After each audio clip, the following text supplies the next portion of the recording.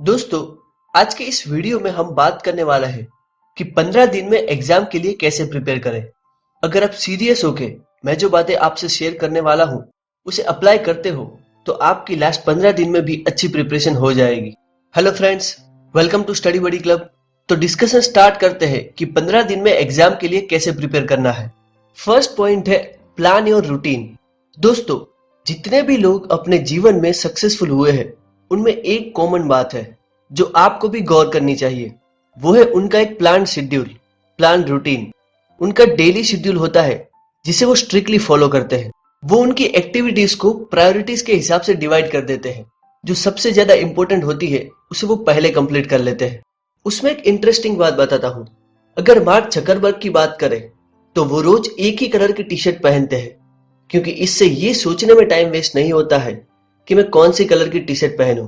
और यहाँ पे मैं आपको सिर्फ आपका स्टडी शेड्यूल सेट करने की बात कर रहा हूँ।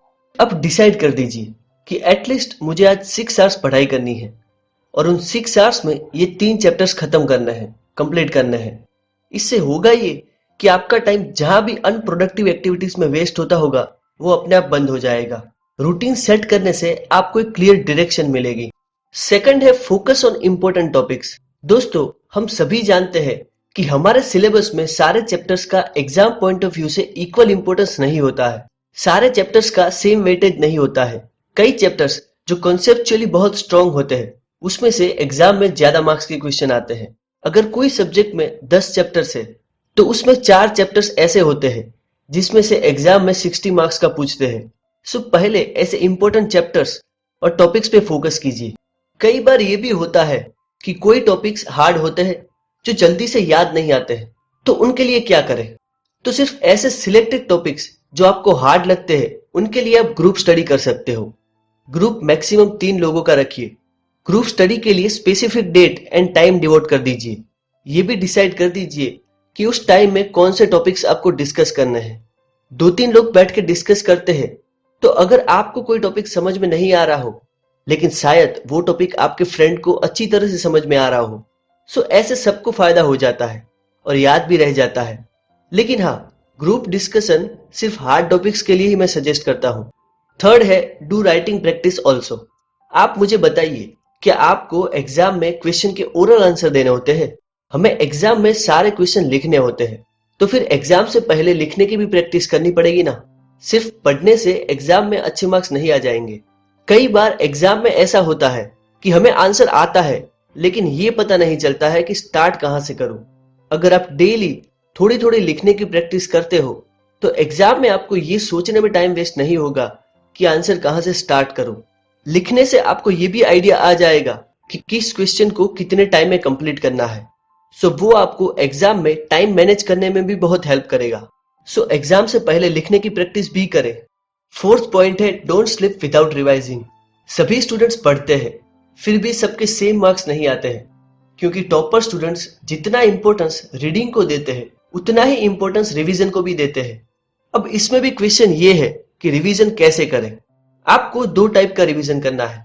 एक तो आज आपने जो भी पढ़ा वो सोने से पहले आपको रिवाइज कर लेना है। एक टॉपिक कम पढ़ोगे तो चलेगा, लेकिन जितना पढ़ते हो उसे रिवाइज किए बिना सोना नहीं है। दूसरा रिवीजन जब आप नेक्स्ट डे रीडिंग स्टार्ट करो उससे पहले एक बार कर लेना है। इससे आपकी पढ़ाई में एक लिंक क्रिएट होगी, आपको पढ़ाई में इंटरेस्ट क्रिएट होगा। फिफ्थ पॉइंट है B conscious about your health. कई स्टूडेंट के साथ ऐसा होता है कि एग्जाम के लास्ट 15 दिन में ही उनकी हेल्थ खराब हो जाती है, जिसके कारण वो एग्जाम में अच्छा परफॉर्मेंस नहीं कर पाते हैं। जब ऐसा होता है तब बहुत गुस्सा आता है, क्योंकि हम पढ़ना चाहते हैं फिर भी हेल्थ अच्छी न होने के कारण पढ़ नहीं पाते हैं। So be conscious about your health. घर का खाना ही खाइए। सो जंक फूड से एग्जाम तक दूर रहिए और अपनी हेल्थ का खास ध्यान रखें। तो अगर आज की डिस्कशन को समराइज करें तो हमने टोटल 5 पॉइंट डिस्कस किए। सबसे पहले हमने बताया कि प्लान योर रूटीन। अपना स्टडी रूटीन सेट कीजिए, उसमें क्या पढ़ना है और कब पढ़ना है वो डिसाइड कर दीजिए। सेकंड था focus on important topics. Exam के लिए जितने भी टॉपिक्स इंपॉर्टेंट है सबसे पहले वो कंप्लीट कीजिए। थर्ड पॉइंट राइटिंग प्रैक्टिस भी करें। डेली थोड़े थोड़े टॉपिक्स लिखिए और उसमें अपनी गलती आइडेंटिफाई करें। Fourth don't slip without revising. सोने से पहले सारे टॉपिक्स को एक बार क्विक रिवाइज कर ले। And last point, B conscious about your health. आपकी हेल्थ का खास ध्यान रखें। दोस्तों, इस वीडियो को शेयर करके आप दूसरे स्टूडेंट्स को हेल्प कर सकते हो। इस वीडियो को लाइक करके आप हमारा मनोबल बढ़ा सकते हो। आप अपने व्यूज भी कमेंट कर सकते हो।